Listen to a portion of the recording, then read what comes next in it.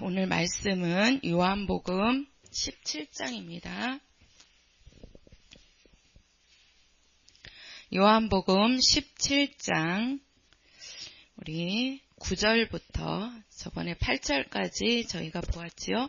오늘 9절부터 14절까지입니다.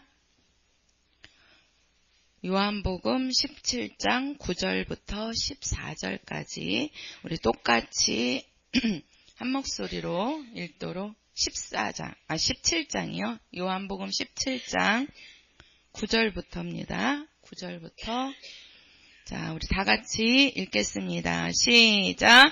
내가 저희를 위하여 비옵나니 내가 비옵는 것은 세상을 위함이 아니요 내게 주신 자들을 위함이니이다. 저희는 아버지의 것이로소이다. 내 것은 다 아버지의 것이요 아버지의 것은 내 것이온데 내가 저희로 말미암아 영광을 받았나이다. 나는 세상에 더 있지 아니하오나 저희는 세상에 있사옵고 나는 아버지께로 가옵나니 거룩하신 아버지여 내게 주신 아버지의 이름으로 저희를 보존하사 우리와 같이 저희도 하나가 되게 하옵소서. 내가 저희와 함께 있을 때 내게 주신 아버지의 이름으로 저희를 보존하와 지키었나이다. 그 중에 하나도 않고 오직 멸망의 자식뿐이오니 이는 성경을 응하게 함이니이다. 지금 내가 아버지께로 가오니 내가 세상에서 이 말을 하옵는 것은 저희로 내 기쁨을 저희 안에 충만히 가지게 하려 함이니이다. 내가 아버지의 말씀을 저희에게 주었사오매 세상이 저희를 미워하였사오니 이는 내가 세상에 속하지 아니함 같이 저희도 세상에 속하지 아니함을 인함이니이다. 아멘. 자, 오늘 말씀 우리가 요한복음 17장은 우리 예수님께서 기도하신 장이라고 말씀을 드렸습니다. 그래서 우리가 요한복음 17장을 기도장이라고 하거든요. 자, 우리가 여기 지금 요한복음 17장은 누가 지금 기도하고 계시는 거죠? 그렇죠. 예수님께서 기도하고 계시는 겁니다. 자, 오늘 여기 말씀을 보면 자, 우리가 한번 따라서 해볼까요? 하나님은 사랑이시다. 시작. 네. 하나님은 사랑이십니다.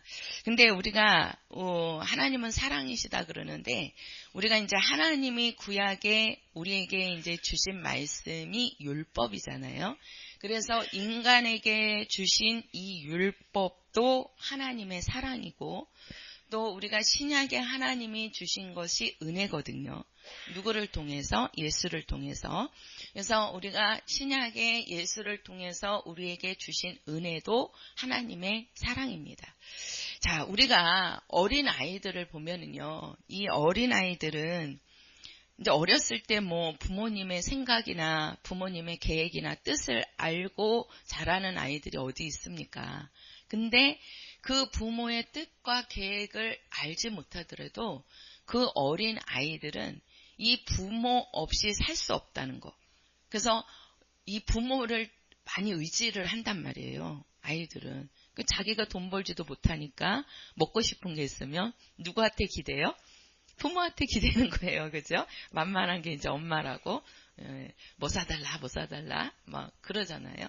그러니까 그만큼 아이들도 내가 엄마, 아버지에 대한 그런 그런 계획이나 그런 거는 몰라도 그냥 부모를 의지하는 거죠. 어린 아이는.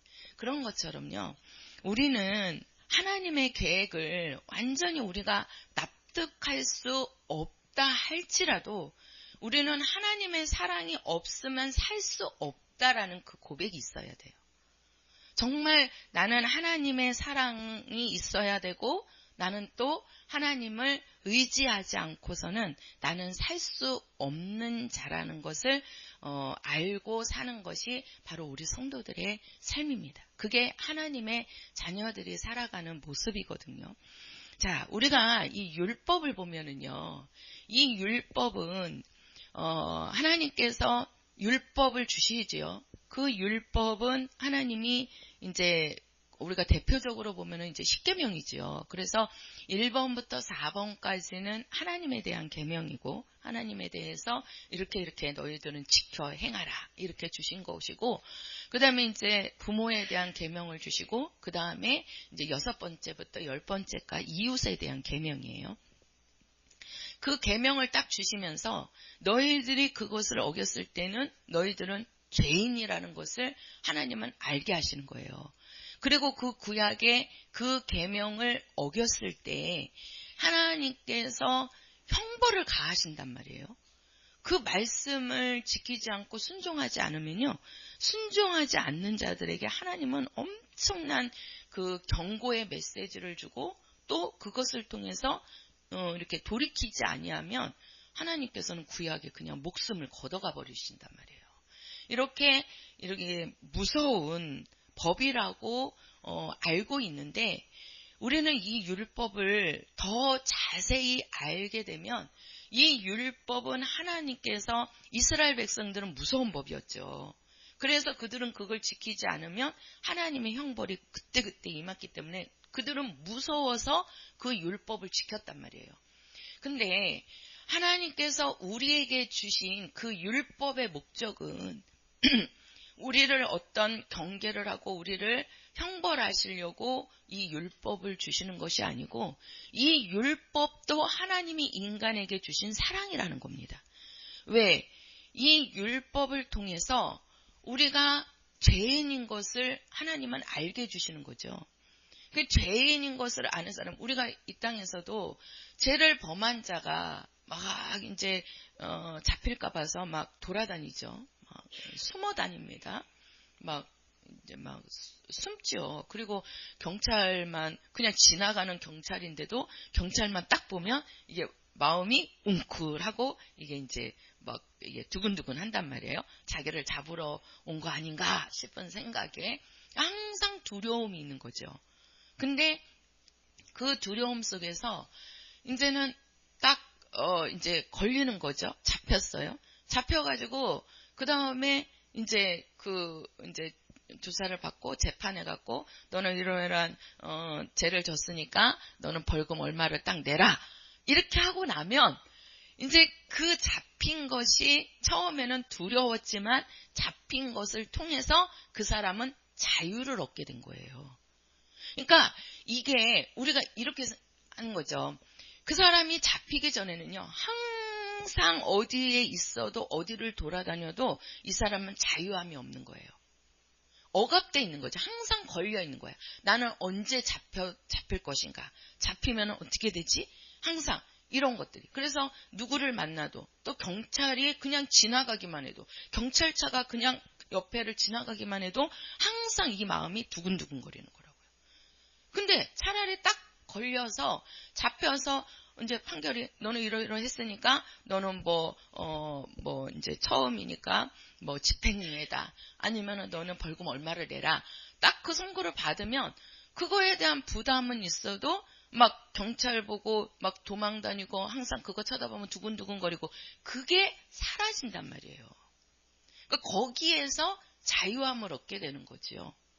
그러니까 하나님께서 우리에게 율법을 주신 것은 이 율법을 통해서 우리가 사람들이 죄인인 것을 하나님은 경고해 주신 거예요.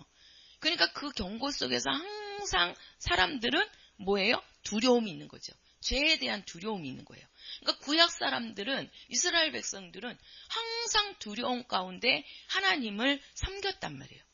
언제 내가 이 죄 때문에 하나님 앞에 징벌을 당하는 거 아닌가, 형벌을 당하는 게 아닌가, 항상 그 무서움이 있었던 거죠.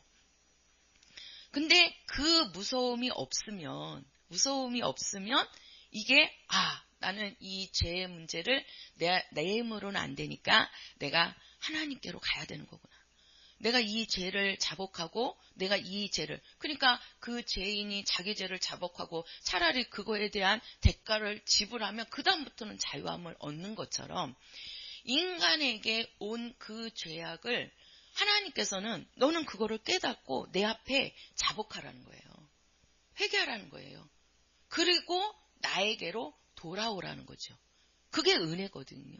그러니까 바로 율법도 하나님의 사랑이고요. 은혜도 하나님의 사랑입니다. 그러니까 율법이 없으면 하나님의 경고하심이 없으면 인간들이 하나님께로 돌아오지 않고 또 예수님이 나를 구원했다는 그 길을 오지 않는단 말이에요. 그러니까 율법은 구원의 법은 아닙니다. 율법으로 우리가 구원을 받는 것은 아닙니다. 그러니까 율법이라는 얘기는 나의 행함을 이야기하는 거예요. 그러니까 나의 행함이 잘못되면 그것이 죄가 되고 그 죄 때문에 우리는 사망이 오고 형벌이 오는 거잖아요. 그러니까 율법으로는 우리가 구원을 받는 법이 아닙니다. 그러니까 우리가 육체의 행함으로 구원을 받는다는 것은 성경을 잘못 이해하고 있는 거예요. 그러니까 율법은 구원하는 법이 아니고 바로 죄를 깨닫게 해가지고 그것을 통해서 바로 구원의 길 대신 예수님께로 인도하는 것이 바로 율법이라는 거죠.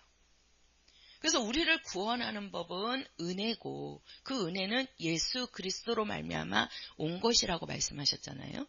그러니까 우리의 구원은 예수로 말미암은 건데 예수님께로 오게 하는 바로 그 길을 인도하는 법이 바로 율법이라는 겁니다. 그래서 하나님은 먼저 구약의 율법을 주신 거고 그 율법을 통해서 예수님이 오시고 그 예수님께로 인간들을 인도하시는 거예요. 이것이 바로 하나님의 사랑입니다. 그러니까 성경에 구약의 창세기부터 요한계시록까지 모든 부분은요. 하나님이 우리를 향하신 하나님의 사랑을 말씀하고 있는 거예요. 그래서 그런 거죠. 그 마귀는 에덴에서부터 우리가 에덴 사건을 보면 마귀는 하나님과 인간 사이를 이간질시키잖아요. 그러니까 하나님과 인간 사이를 갈라놓는 역할을 한단 말이에요. 그게 마귀란 말이에요.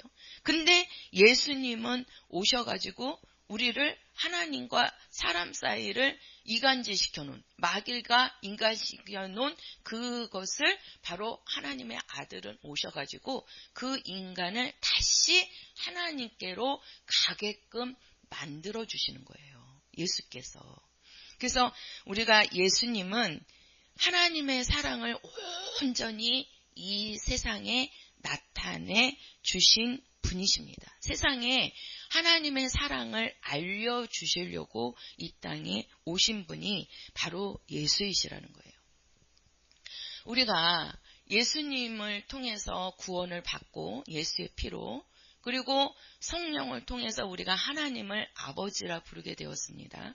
이것은 우리의 의지나 우리의 의로 우리의 행함으로 우리가 구원받고 하나님의 자녀가 된 게 아니죠. 이거는 온전히 하나님이 우리를 향하신 사랑이라는 거죠. 아버지께서 우리에게 베풀어 주신 거라는 거예요.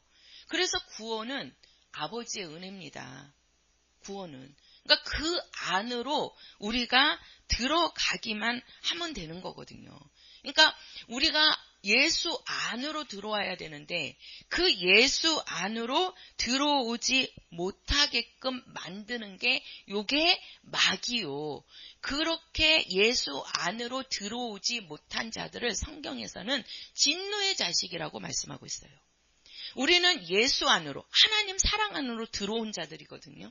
그러니까 들어왔기 때문에 우리는 하나님의 사랑을 받고 하나님의 자녀가 된 거거든요. 그러나 예수 안으로 들어오지 않은 자들은 성경에서 마귀 자식이요 진노의 자식이라 그랬단 말이에요. 하나님의 사랑은요. 하나님께서 이렇게 사랑을 베푸신다고 그래서 그냥 아무나 하나님께서 남발하면서 사랑을 베푸시는 게 아니라는 것을 우리는 성경을 통해서 보아야 돼요. 그러니까 하나님은 예수 안에 들어온 자에게는 얼마든지 하나님의 은혜와 사랑을 베푸시지만 예수 안으로 들어오지 않는 자는요. 하나님은요. 뭐라 그랬습니까? 우리가 성경에 보면은요. 뭐라고 말씀하시냐면 우리가 개에게 우리 한번 성경을 보실까요? 우리가 성경을 어디를 보시느냐? 어디죠? 네, 마태복음 7장입니다. 마태복음 7장 우리 6절이에요. 마태복음 7장 6절. 자, 7장 6절 한 절만 읽겠습니다. 시작. 거룩한 것을 개에게 주지 말며 너희 진주를 돼지 앞에 던지지 말라. 저희는 그것을 발로 밟고 돌이켜 너희를 찢어 상할까 염려하라. 네, 여기 보면 거룩한 것을 누구에게 주지 말고 개에게 주지 말고 너희 진주를 어디 앞에 던지지 말라. 돼지 앞에 던지지 말라는 거예요. 이거는요, 하나님께서 분명히 믿는 자와 믿지 않는 자를요, 구분하시는 거예요. 하나님의 사랑은 모든 인간들에게 아버지께서 열어놓으신, 베푸신 사랑이지만 그 사랑 안으로 들어온 자와 들어오지 않는 자는요, 하나님은 분명히 거룩한 것과 개에게 주지 말고 진주를 돼지 앞에 던지지 말라. 분명히 이렇게 구분을 하고 계시다는 거예요. 그러니까 하나님의 사랑 안으로 들어온 자, 곧 예수 안으로 들어온 자죠. 예수 안에 들어온 자는 거룩한 자예요. 또 그 자는 하나님께서 진주 같은 자로 보신다는 거예요. 그러나 예수 밖에 있는 사람들은 그들은 뭐라고 표현합니까? 개라고 얘기하고 돼지라고 얘기합니다. 그러니까 개는 자기가 토한 것을 주워 먹고 돼지는 자기가 그 자리에다가 막 이렇게 똥을 놨는데도 다시 거기에 가갖고 깨끗이 씻어줬는데도 그 똥 있는 자리에 가서 뒹굴뒹굴하면서 또 그게 좋아갖고 그걸로 간다 그러잖아요. 그러니까 거룩해질 수가 없는 거지요. 그러니까 하나님은 이렇게 믿는 자에게는 정말 한량없이 은혜를 베풀어 주시지만 믿지 않는 자에게는 하나님은요 엄청 구분을 하시는 거죠. 그래서 우리가 거룩이라는 뜻이 구별시킨다라는 뜻을 갖고 있다 그러잖아요. 구별시키는 거죠. 믿는 자와 믿지 않는 자, 성령 받은 자와 성령 받지 않은 자, 침례 받은 자와 침례 받지 않은 자. 분명히 하나님은요 이렇게 점점 구분을 해가지고 마지막에 하나님께서 원하시는 자를 하나님은 쓰시는 거고 하나님은 원하는 자를 부르시는 겁니다. 그러니까 우리는 하나님 안으로, 하나님의 사랑 안으로 들어가야 됩니다. 그래서 우리는 예수 안에 있는 자가 기도할 때 하나님이 들어주시는 거거든요. 예수 안에. 그냥 아무나 하나님이 믿지 않는 자들이 나 물질 주세요. 그래서 그 절에 가서 또 이제 많은 종교들이 있잖아요. 그런 종교들도 그 교주들 앞에 가서 구하잖아요. 천주교도 신부 앞에 가서 고해성사 하면서 구하잖아요. 자기 죄를 용서해 달라고. 하나님이 그들의 그런 것들을 다 들어주실까요? 불교인들이 그 절에 가가지고 그 부처 앞에서 그 부처도 사람이 만든 거잖아요. 그 사람이 만들어 놓고 사람이 의지하는 거죠. 제가 말씀 언제 한번 드린 것 같은데 진짜 옛날에 근래가 아니고 처음에 제가 신학교 다닐 때 이한남 목사님이 필리핀을 한번 오라고 막 그러셔가지고 한번 간 적이 있어요. 저 혼자 갔나 어떻게 간 것 같은데요. 따라간 것 같다. 이한남 목사님 가실 때 이제 제가 혼자 따라간 적이 있었는데 제가 갔는데 이한남 목사님이 아주 교회를 순회를 시키시더라고요.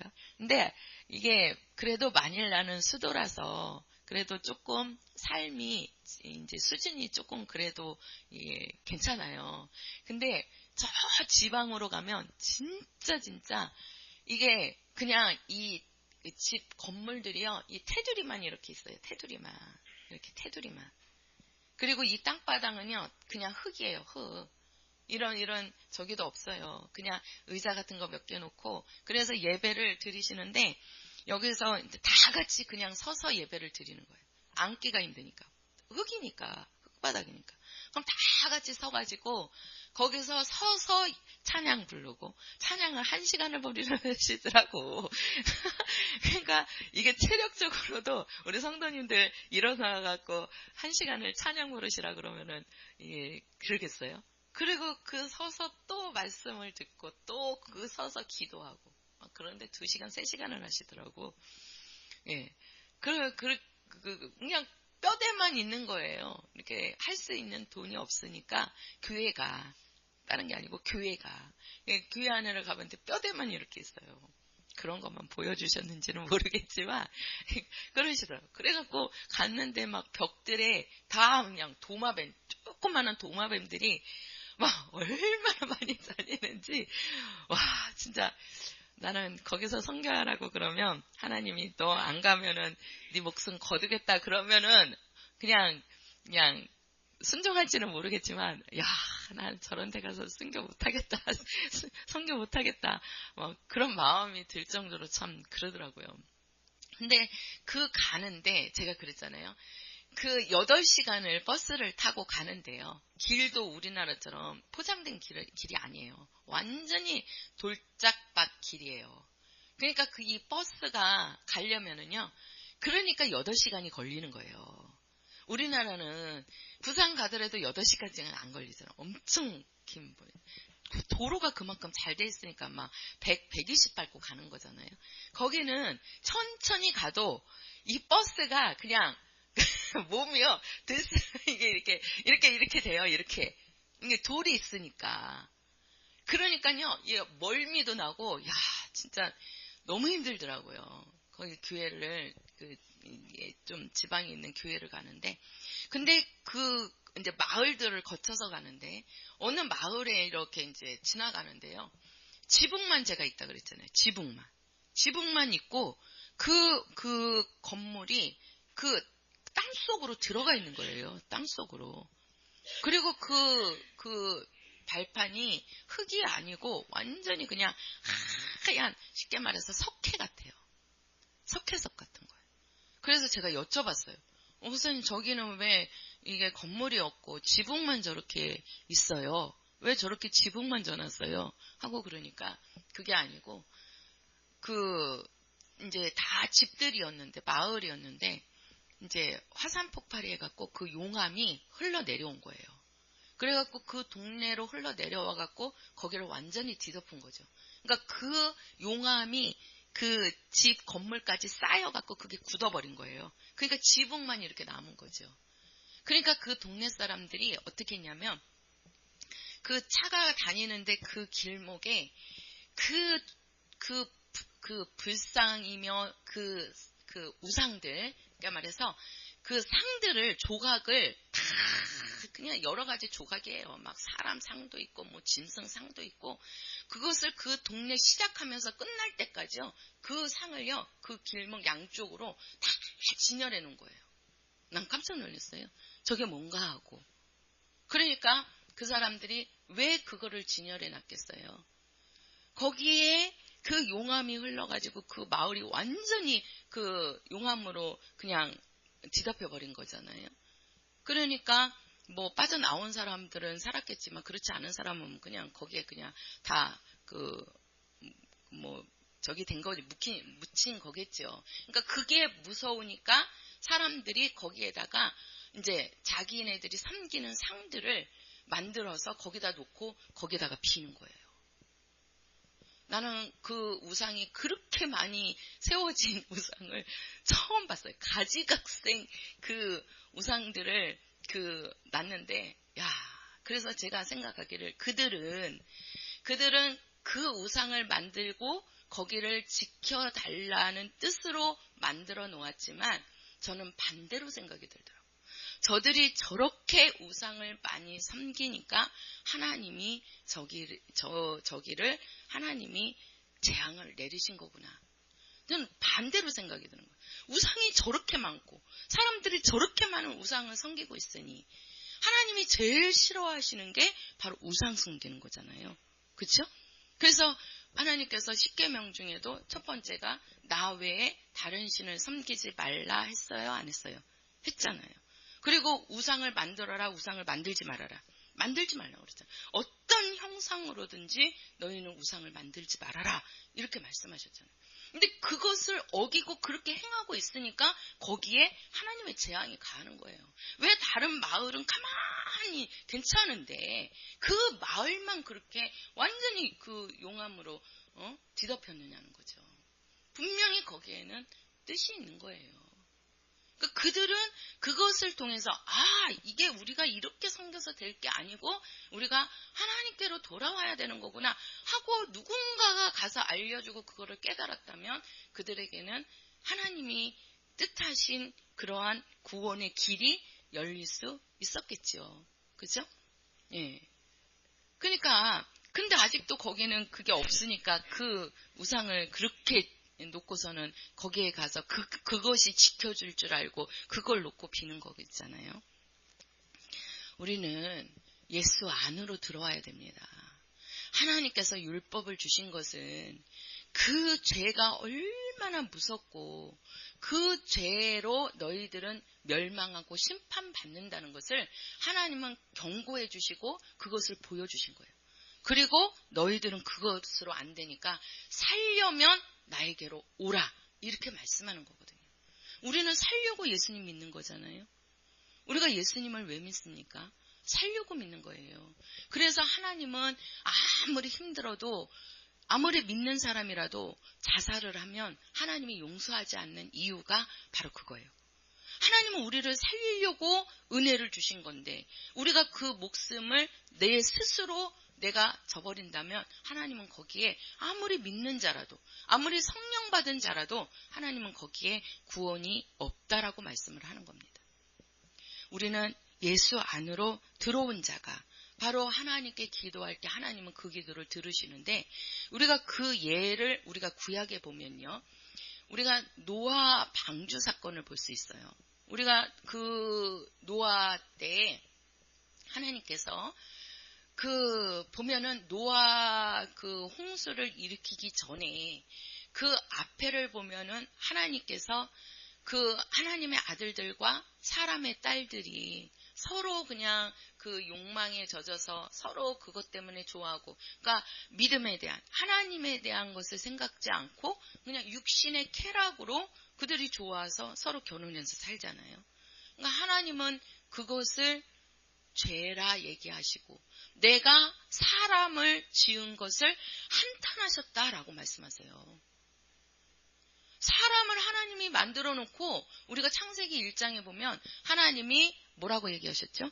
만들어 놓고 그렇죠. 보시기에 좋았더라 그러셨어요. 하나님이 만들어 놓고 하나님이 보시기에 좋았더라고 그랬는데 사람들이 완악함을 보고 하나님은요 사람 지으심을 한탄하셨다라고 말씀하셨어요. 그래서 하나님이 생각한 게 노아 홍수를 하나님이 생각하시는 거예요. 노아 홍수를. 그래서 노아에게 하나님께서 명령하시잖아요. 야, 너는 산 꼭대기에 올라가서 그것도 제일 높은 산, 아라랏 산에 올라가서 너는 거기에다가 방주를 만들으라는 거예요. 배를 만들으라는 거예요. 그리고 그 배를 만든 다음에 하나님께서 노아 8식구, 노아 부부하고 그 아들 3명하고 며느리 해가지고 이 8식구만 방주 안으로 들어가고 또 하나님이 그 짐승들을 이제 그 괜찮은 짐승들은 이제 그 7쌍인가요? 예, 그 짐승들을 하나님께서 이제 이렇게 그 방주에 실어요. 그것도 노아가 실은 게 아니에요. 그죠? 예. 그 각종으로 이렇게 쌍쌍으로 해가지고 하나님께서 가라 그러니까는 그 짐승들도 순종해서 그 방주 안으로 들어가잖아요. 예? 다 들어간 게 아니라니까요.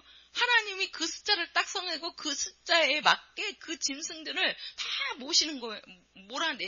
몰아서 들어가게 하는 거예요. 그게 노아가 할 수 있어요? 아니 어떻게 그 짐승을 끌어다가 이거 짐승 몇 마리 이거 짐승 그거 어떻게 언제 그거를 끌어다가 거기를 넣겠어요. 만들어 놓고 노아 식구 8식구 딱 들어가니까 하나님께서 그 짐승들을 또 다 넣잖아요. 그리고 나서 방주문이 딱 닫히니까 40주야로 비가 내리는데 얼마나 많이 내렸는지 세상이 다 물로 뒤덮여버린 겁니다. 그 말은요, 우리가 잘 생각하셔야 돼요. 방주 안으로 들어온 자들만, 그 사람이고 짐승이고 방주 안으로 들어온 것들만 살았습니다. 방주 안에 들어오지 않는 것들은요, 다 어디로 들어갔어요? 물속으로 들어갔어요. 물속으로 들어갔어요. 우리가 그것을 알 수 있는 것이 바로 뭐냐면요, 우리가 창세기 보면은 하나님께서 만물과 사람을 만드실 때, 그 사람을 만드실 때 우리는 어디서 나왔다 그러죠? 흙에서 나왔다 그러죠. 그죠? 흙에서 나왔어요. 하나님은 흙으로 사람을 만드셨잖아요. 그러면 그 흙은 어디서 나왔을까요? 흙을 하나님이 어디에서 나오게 하셨죠? 또 이렇게 거꾸로 얘기하니까 또 이해가 안 되시죠? 하나님께서 처음에 천지를 창조하실 때 이 세상은 완전히 흑암이었죠. 그죠? 흑암은 제가 조금 이따가 하고, 하나님께서 이게 뭐라고 그러냐면 이제 궁창을 만드시잖아요. 그래서 궁창을 만드실 때 위에 궁창과 아래 궁창이 생겨요. 위에 궁창과 아래 궁창이. 이제 하늘이란 말이에요. 그래서 우주와 지구를 이렇게 하고, 그 다음에 그 궁창 안에서 하나님이 묻히 드러나라 이렇게 얘기해요. 그러니까 바로 뭐냐면 이 세상은 완전히 그 물과 흙으로 번복된 상태란 말이에요. 그러니까 하나님이 어떻게 해요? 이것을 쉽게 말해서 우리가 이렇게 하는 거죠. 컵에다가 흙하고 물하고 섞어갖고 막 흔들어 보세요. 그건 완전히 흙탕물이잖아요. 그죠? 흙탕물이잖아요. 우리가 그 원리를 보면 알아요. 컵에다가 반 정도 물하고 흙하고 넣고 섞는 거예요. 막 흔들면 흙탕물이잖아요. 근데 이제 그것을 하룻밤 딱 놔두면은 어떻게 되죠? 위에는 공간이 뜨고, 그 다음에 거기, 그 다음 밑에는 뭐예요? 물이잖아요. 그죠? 그리고 맨 밑에 깔아앉는 거는 뭐가 깔아앉아요? 흙이 깔아앉잖아요. 그죠? 그러니까 원래 이 세상은요, 완전히 흑암으로, 흑암이 뭐예요? 그 어둠과 흙과 그 암흑으로 완전히 범벅이 된 섞인 상태란 말이에요. 물이고 뭐고. 그러니까 하나님은 그건 질서 있게, 제가 그랬잖아요. 질서 있게 하나님은 딱딱딱딱 구분하신 거라고, 천지창조가. 그래가지고 어떻게 해요? 이 물과 흙이 막 범벅되어 있는데 하나님이 묻히 드러나라. 그러니까 이제 물과 흙이 이렇게 이제 구분이 되는 거죠. 그래서 그 물에서 흙이 이렇게 묻히 이렇게 올라오니까, 흙이 올라오니까 그게 뭐가 된 거예요? 땅이 된 거예요. 땅이 된 거예요. 그리고 그 물이 모인 거는 뭐가 된 거고? 바다가 된 거란 말이에요. 흙이 어디서 나왔느냐? 물에서 나온 거예요. 물에서 나온 거예요. 그래서 우리 사람도 이 몸의 70%가 물이래잖아요. 그죠? 물이에요. 그래서 우리가 그 물이 수분이 부족하면 목이 마르는 거고 갈증이 나는 거란 말이에요. 음식을 먹어서 갈증 나는 것보다 이 몸에서 물이 부족하다는 신호예요. 그럴 때는 빨리 물을 먹어줘야 돼요. 물을. 그러니까 왜 그러냐? 우리 몸은요, 이 물이 그 비중이 많은 거예요. 그래서 물만 하루에 많이 먹어줘도 좋대잖아요. 물을. 그래서 의사들은 보통 하루에 물을 1리터씩을, 2리터. 그러니까 우리가 큰 물병 있잖아요. 큰 물병 하나씩을 먹어주면 좋대요. 이 속에 있는 거를 싹 씻어서 내려가게 해주시나 보지. 좋다는 거예요. 그러니까 그만큼 우리 몸도 이 물이 중요한 거예요. 왜? 우리 사람도 어디서 나왔어요? 흙에서 나왔는데 흙은 어디에서 나왔다고요?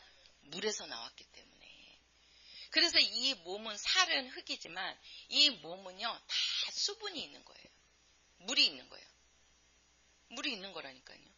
이 땅의 모든 것들은 물에서 나왔다니까요. 그래서 이 나무에도요, 다 물이 있는 거래요. 이 나무가 물이 없으면은요, 이 나무는 그냥 가라앉아 버린대요. 그냥 으스스스스. 우리가 신발을 몇 번 신다가 안 신고 신발장에 놔둬보세요. 그러면 이제 나중에 한 몇 년 뒤에 신으려고 해봐. 저도 그러더라고요.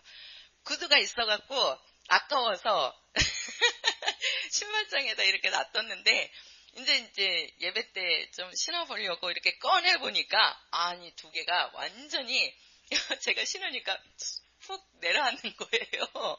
그래갖고 그냥 어쩔 수 없이 막 사가버려가지고 그냥 버렸거든요. 그리고 이제 마지막 남은 게 이거라서 지금 이거를 신고 있는 건데 아 진짜 그러니까 이 모든 것들이요 물이 있는 거예요. 나무에도 물이 있고 이 세상의 모든 것들은요 다 물이 있는 거예요. 그래서 이 나무들도 물을 못 먹으면 죽어요 살아요. 그러니까 물을 맨날 주잖아요. 그죠? 예, 꽃들도 물을 먹고 살아야 되고 식물도 물을 먹고 살아야 돼요. 왜 그러냐? 물에서 나왔기 때문에 그래요. 물에서. 자, 이 말은 무슨 말이냐면요. 우리 사람은 흙으로 만들어졌습니다. 근데 그 흙이 물에서 나왔어요. 물에서. 하나님께서 노아 홍수를 할 때 방주 안에 들어간 자는 살았습니다. 그죠? 근데 방주 밖에 있던 자들은요, 하나님이 다시 자기 본래의 그 고향으로 돌려보낸 거예요. 본래 그 모습이 어디서 나왔다고요? 물에서 나왔다니까요. 그러니까 물 속으로 간 거예요. 물 속으로 돌아갔어요. 다 돌아갔잖아요. 식물이고 짐승이고 그리고 사람도 그 방주 안에 들어간 것들만 놔두고 나머지는 다 물로 들어간 거예요. 하나님은 그 근본으로 보내버린 거라니까요. 한 가지 더 말씀을 드리면요. 우리가 토기장이를 아시죠? 토기장이는 진흙으로 그릇을 빚는 사람이잖아요. 그죠? 진흙으로 그 그릇을 빚다가 이 그릇이 잘못 빚어지고 이게 망가질 수 있잖아요. 막 이렇게 뭐 돌려갖고 막 이렇게 해갖고 하잖아요. 이제 그것을 굽는 건데 그 빚다가 이게 잘못돼 버리면 어떻게 하죠? 그렇죠. 다시 그냥 그거를 뽑아갖고 주물떡주물떡 해갖고 다른 진흙하고 섞어가지고 그냥 반죽해갖고 다시 빚던가 아니면은 그냥 던져버리던가 이러잖아요. 그쵸? 자, 우리가요, 이 토기장이가 진흙으로 그릇을 빚다가 이게 잘못 빚어지면 그것을 그냥 뭉쳐버려갖고 버리든가 아니면은 그냥 다른 흙하고 섞어갖고 그냥 주물러서 다시 빚던가 이렇게 하는데 우리가 이거는 뭐냐면 바로 뭐냐면요. 우리는 이 땅이 처음에 제가 이제 아까는 물에서 흙이 나왔다 이렇게 했는데 우리가 이제 처음에 우리가 창세기 그 1장에 하나님이 천지를 창조하시니라 그러면서 그 뒤에 보면 흑암이 깊음이 있고 이렇게 얘기하죠. 그죠? 흑암이 어디에 있고 깊음이 있고 그래서 그 흑암 가운데서 궁창을 만드는데 그 궁창이 공중이란 말이에요. 궁창을 만드신단 말이에요. 그러니까 흑암에서 공충이 아니고 곤충이 아니고 공중으로 해야 된다. 공중. 예? 그러니까 궁창인 거죠. 위에 궁창, 아래 궁창 그걸 하늘이라 그런다 그랬잖아요. 그러니까 완전히 흑암인 상태에서 그 다음에 공중이 나오고 그 다음에 그 물에서 뭐가 나왔다고요? 묻이 나왔다 그랬죠. 그 묻이 뭐라고요? 땅이란 말이에요. 그죠? 땅이란 말이에요. 그리고 그 묻에서 그 묻이란 말은 흙이란 말이에요. 그 흙에서 식물도 나오고 짐승도 나오고 사람도 나오게 된 거예요. 창세기를 보면은요. 그래서 우리가 다시 토기장이가 진흙으로 그릇을 빚다가 그게 잘못 빚어지면 다시 흙으로 돌려보내고 다시 그것을 그냥 원래 상태로 그냥 하는 거잖아요. 그쪽으로 붙여버린단 말이에요. 그런 것처럼 하나님께서 우리 예수 안에 있지 않는 자는 하나님이 원래 처음에 이 세상에 원래 본 그대로는 어디예요? 흑암이에요. 흑암. 흑암에서 공중도 나오고, 흑암에서 하늘도 나오고, 흑암에서 바다도 생기고, 흑암에서 땅도 생기고, 그 땅에서 식물과 짐승과 사람이 나온 거란 말이에요. 그러니까 예수 믿지 않는 사람은 원래 본대로 하나님이 보내버리는 거예요. 그 본대가 어디예요? 흑암이란 말이에요. 그러면 그 흑암의 주관자가 누구라 그랬어요? 마귀라 그랬잖아요. 마귀가 가는 곳이 어디예요? 지옥이란 말이에요. 이 세상이 나중에는 흑암 권세자와 함께 완전히 불타버려서 그냥 거기로, 그게 어디예요? 그게 음부요. 그게 어디예요? 지옥이잖아요. 지금 흑암이 어디예요? 여기 있잖아요. 그쵸? 그러니까 예수 안에 들어간 자는, 방주 안에 들어간 자는 하나님이 살리신다니까요. 다 살았잖아요. 방주 안에 들어간 것들은. 사람도 살고 짐승도 살고. 방주 안에 있는 것들은 다 살았다니까요. 근데 방주 밖에 있는 것은 다 죽은 거예요. 원래 모습으로 간 거예요. 너는 물에서 나왔으니까 물로 가라. 물로 가서 있으니까 죽어버리잖아요. 그렇죠? 예. 그러니까 사람도 마찬가지죠. 마지막에 우리가 예수 안에 들어와 오지 않으면, 하나님은 사랑이라고 하지만 하나님은 공평하시다 그래서 믿는 자와 믿지 않는 자를 공평하게 다 하나님의 나라로 이끄실까요? 아니라는 거예요. 우리는 성경을 봐야 된다니까요.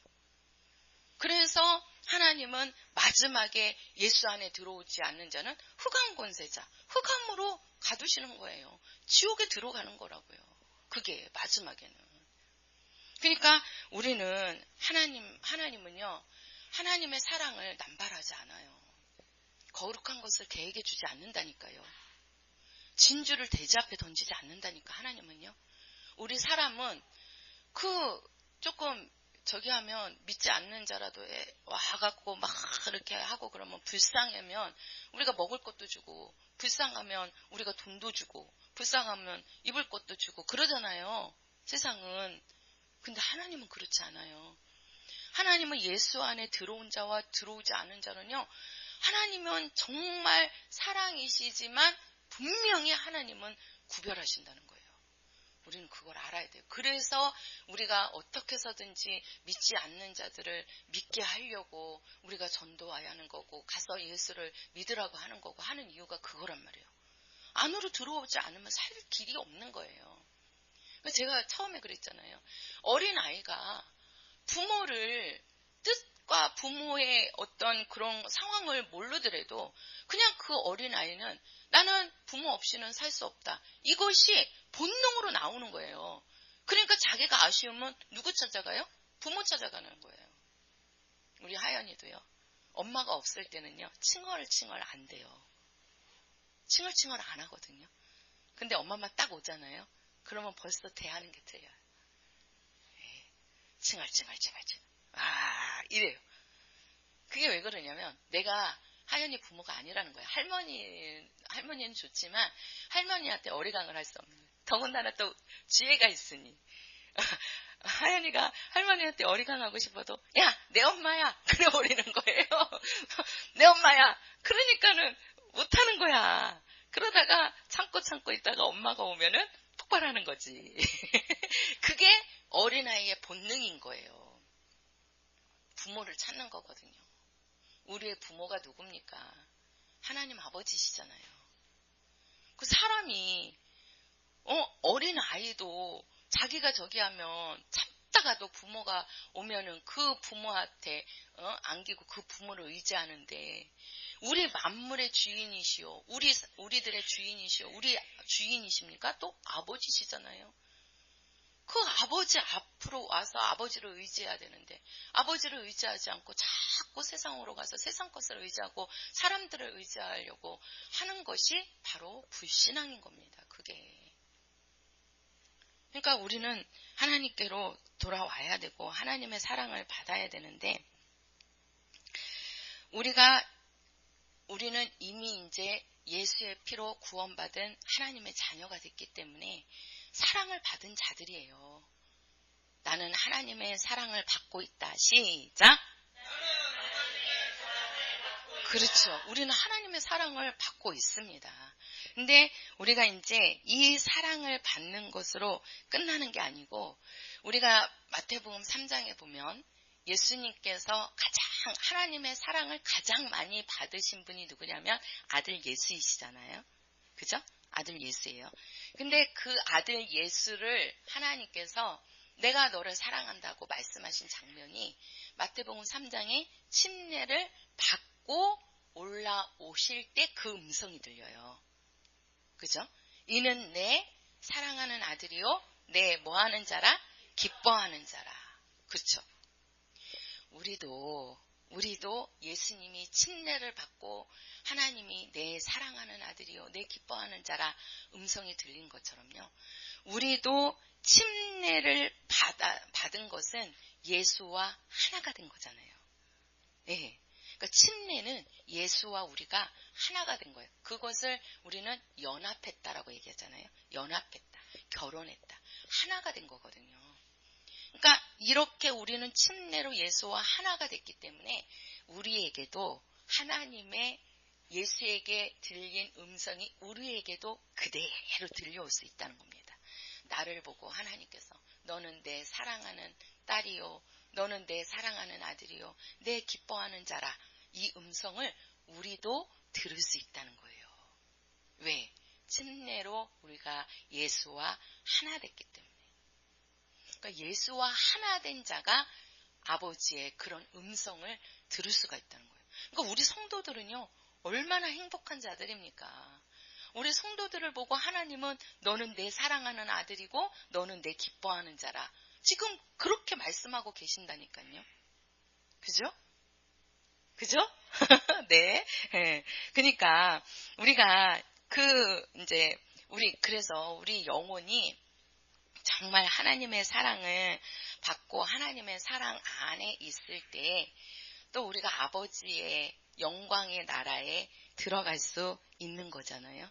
그래서 우리가 요한복음 16장 9절에도요, 이런 말씀이 있어요. 죄에 대하여라 함은 저희가 나를 믿지 아니함이요. 죄가 뭡니까? 예수를 믿지 않는 겁니다. 우리는 그 죄에서 해방되었고 또 예수와 침례를 통해서 하나가 되어가지고 이제는 하나님의 사랑 안에 거하는 자요, 하나님의 사랑을 받고 있는 자라는 겁니다. 제가 오늘 이제 다 준비하고 내려오는데 우리 주애가 엄마 할 말이 있어요 그러는 거예요. 그래서 무슨 말인데 그랬더니 엄마 학교에서 선생님이 이렇게 말씀했는데 엄마는 어떻게 생각해요 그러는 거예요. 그래서 얘기를 해봐 그랬더니 하는 말이 선생님이 수업 시간에 아이들한테 그랬대요. 야, 착한데 너무 착하게 살면 손해일까 아닐까 그걸 물어봤대요. 그래서 선생님이 야, 착한데 너무 착하게 살면 손해라고 생각하는 사람 손들어 보래. 그랬더니 애들이 다 손들었대요. 그리고 그러면 아무리 너무 착하게 살아도 손해가 아니라고 생각하는 사람 손들어봐. 그랬더니 그 반에서 3명이 들었대요. 그 3명 중에 자기가 들었다는 거예요. 자기가 들었대요. 그래서 그래? 그럼 주애는 왜 손해가 아니라고 생각을 했어? 하고 이제 제가 물어봤어요. 그랬더니 우리 주의 대답이 뭐라고 하냐면요. 엄마, 내가 착하게 살아갖고 손해봤다고 해도 그거는 하늘나라 가면 하나님께서 나를 상 주시는 거잖아. 그 말을 딱 하는 거예요. 그걸 신앙으로 이야기를 하는 거예요. 저는 그냥 왜 자기 이 땅에서 조금 얻고 못 얻고를 갖고 설명을 할 줄 알았더니 그 얘기를 하는 거예요. 그러면서 엄마 내가 여기서 조금 손해보면 하나님께서 내가 하늘나라 갔을 때 하나님께서 나에게 상을 주는 거 아니야? 그래서 자기는 그렇게 생각을 했다는 거예요. 그래서 그 마음을 네가 선생님한테 그렇게 왜 선생님이 그렇게 생각해 하고 물어보셔서 그렇게 대답했어? 그랬더니 선생님이 안 물어봤대요. 이제 다음에 물어보면 물어볼 것 같기도 하대요. 그래서 그래 그러면서 그 말을 딱 들으면서 제가 참 감사하더라고요. 근데 그 감사가 정말 우리 주일학교 선생님들이 정말 믿음으로 그래도 아이들을 양육해 주시는구나 하는 생각이 들면서 우리 주일학교 선생님들한테 참 감사하는 마음이 들더라고요. 그 아이가 믿음이 없으면, 하나님의 말씀이 없으면 우리 주의 입에서 그 말이 나올 수 있겠어요? 우리도 얼핏 생각해 보세요. 만약에 선생님이 여기서 정말 우리가 너무 착하게 살면은 손해봐요, 안 봐요? 그러면 여기 거기다가 손해본다고 대답하실걸요? 그죠? 실제로 손해보잖아요, 이 땅에서. 손해 안 봐요? 보잖아요. 손해 안 보고 삽니까? 보지? 너무 착해봐요. 너무 착해도 손해봐요. 얼마나 사람들한테 이용당하고 그러잖아요. 근데 저도 그 마음이 있었는데 주의 말을 딱 듣고 나니까 내가 회개가 되더라고요. 그렇지. 내가 그냥 육신의 욕심을 얻기 위해서 내가 그렇게 그러려다가 내가 그랬다면은 그게 정말 손해보는 것이겠지만, 내가 정말 주님의 일을 위해서, 내가 아버지를 위해서, 내가 이 땅에서 정말 내가 얻을 수 있고 내가 가질 수 있고, 내가 그런데도 내가 그것을 하지 않고 그것을 탐내지 않고 내가 조금 손해보더라도 주님의 일을 먼저 생각해서 그 한 영혼이 주님께로 돌아올 수 있고, 그 영혼이 정말 예수 믿는 거를 한 번 더 생각해 볼 수 있다라고 그러면 그거는 진짜 나에겐 손해가 아니다. 육신적으로, 물질적으로는 나에게 손해가 온다 할지라도 그것은 하나님 앞에서 손해가 아니구나. 내가 오늘 우리 지혜 통해서 깨달았다니까요. 그래서 우리 주일학교 선생님들한테 참 감사드립니다. 아이들을 말씀으로 잘 양육해 주셔서 감사드리고, 정말 우리들도요, 그게 있어야 되는 거죠. 세상에서. 그러니까 우리의 그 믿음에 바라보는 시야가, 우리가 이 세상은, 그래서 예수님께서 우리 요한복음 17장 오늘 본문을 한번 가서 다시 한번 보겠습니다. 요한복음 17장. 요거를 이제 제가 마무리를 지어드릴게요. 요한복음 17장 오늘 읽은 말씀에 보면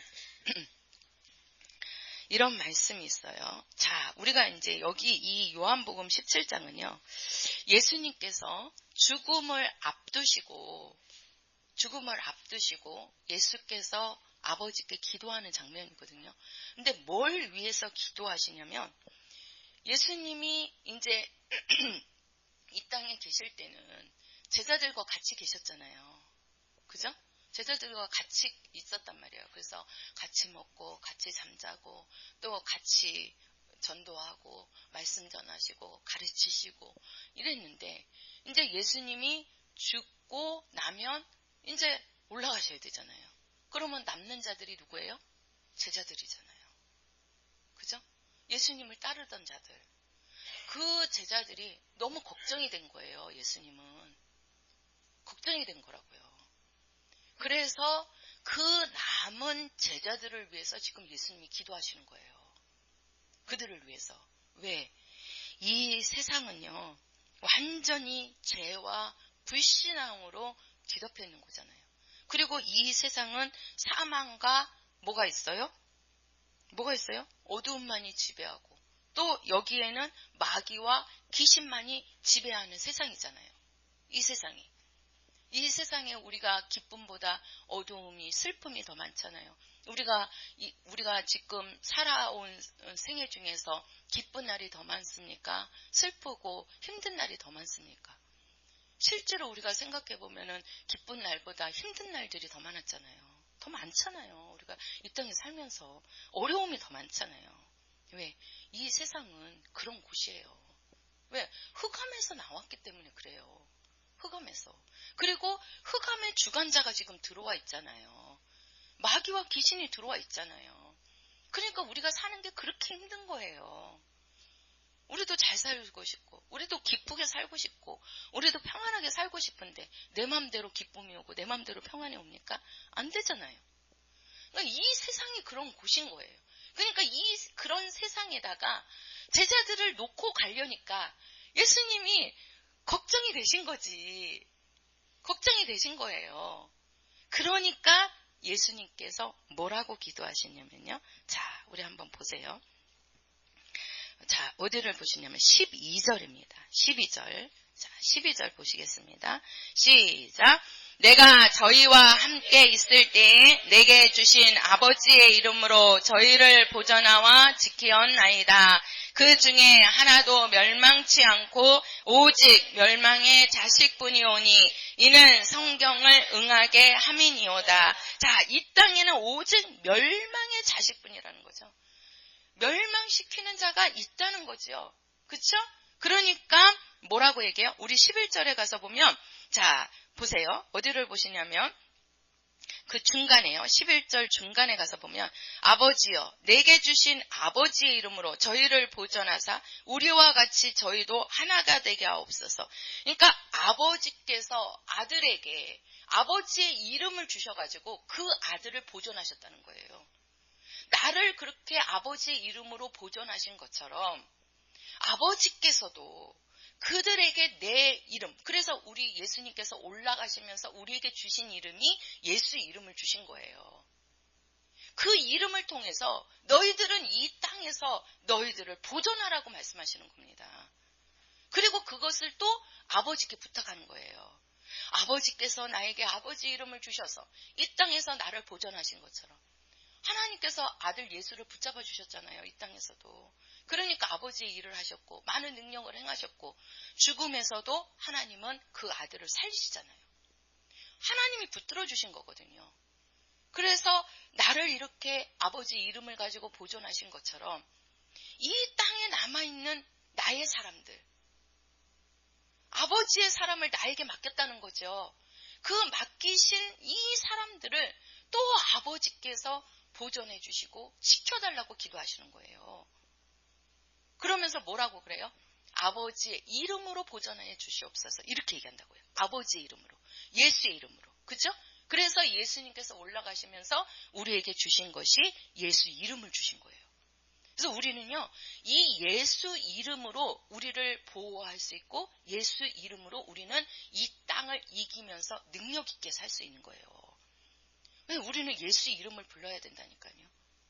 어려울 때도 힘들 때도 내가 정말 어떤 상황에서든지 그 예수 이름을 붙잡고 부르면 하나님께서 예수 아들을 아버지께서 붙잡으신 것처럼 우리들도 하나님 아버지께서 붙잡아 주시는 거라고요. 그래서 뭐라고 했냐? 이 세상은 멸망의 자식뿐이다. 왜? 이 세상은 그런 곳이라는 거죠. 사망이 있고 음부이고 또 이곳에는 어두움만이 있고 슬픔이 있고 그러니까 우리는 이 세상에서 살기 때문에 기쁨보다 어두움이 슬픔이 더 많은 거예요. 힘든 것이 더 많은 거예요. 어려운 것이 더 많은 거고 왜 나는 이렇게 어려울까? 아니라니까요. 나만 어려운 것 같지요? 다른 사람들 얘기 들어보세요. 다 그 사람들 나름대로도 다 어려움이 있어요.